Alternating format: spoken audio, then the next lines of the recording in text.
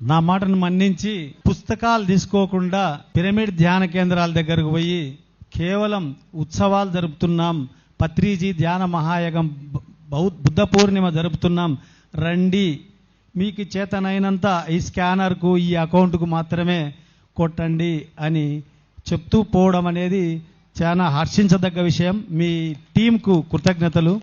అయితే ఎప్పుడైతే డిజిటలైజ్డ్ అయితేనే చాలా అద్భుతంగా ఉంటుంది. ఎందుకంటే సమస్యలు ఉండవు. సమస్యలు వచ్చేది అన్ని డబ్బులు కాడనే.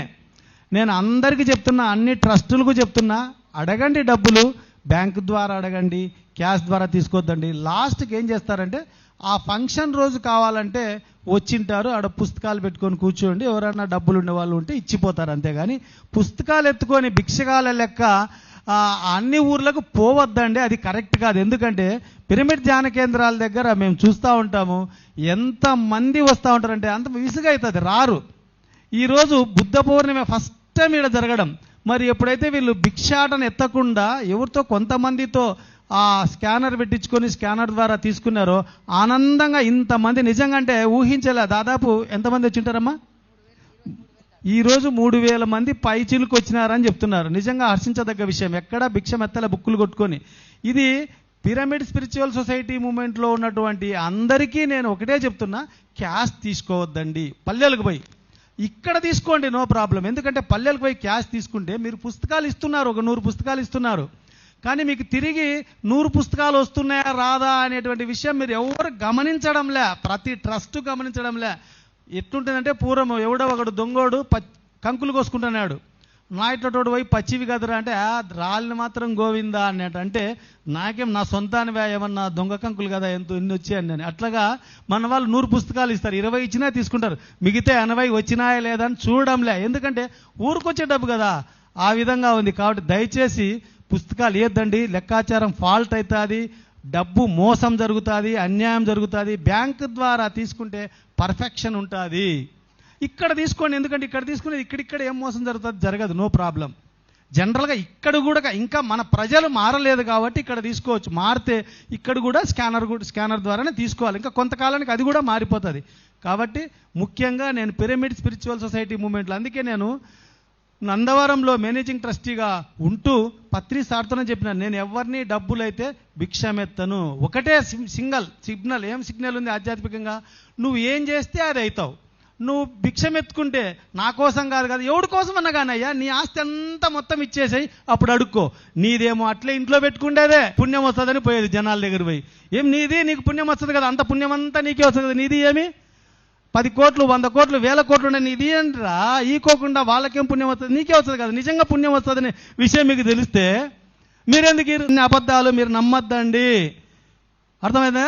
పుణ్యం రాదు, ఏమీ రాదు. మీరు మీ పద్ధతి ప్రకారం మీరు పోండి. వాళ్ళు పుణ్యం వస్తుందని చెప్తే, నిజంగా పుణ్యం వస్తుందని చెప్తే, పుణ్యాత్ముడు చెప్తే ఇస్తే పుణ్యం వస్తుంది.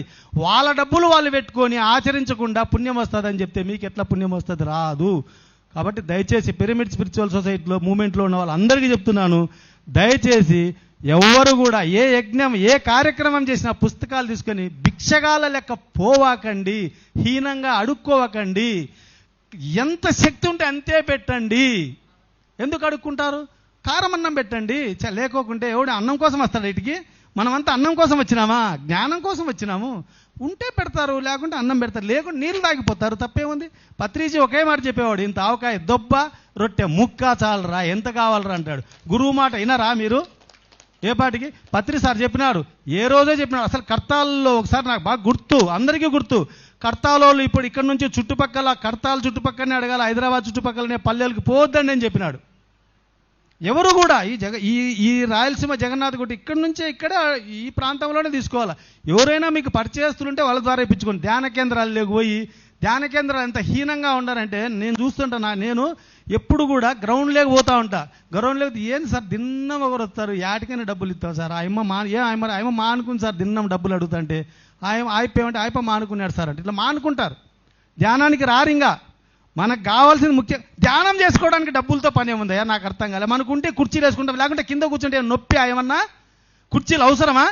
ఇది అవసరమా? ఎండలు తగలవు. పత్రిసారి గాలిలో వానలోన ధ్యానం, ఎండలోన ధ్యానం, గాలిలోన ధ్యానం అన్నాడు. ఇది లేకుంటే ఏమవుతుంది?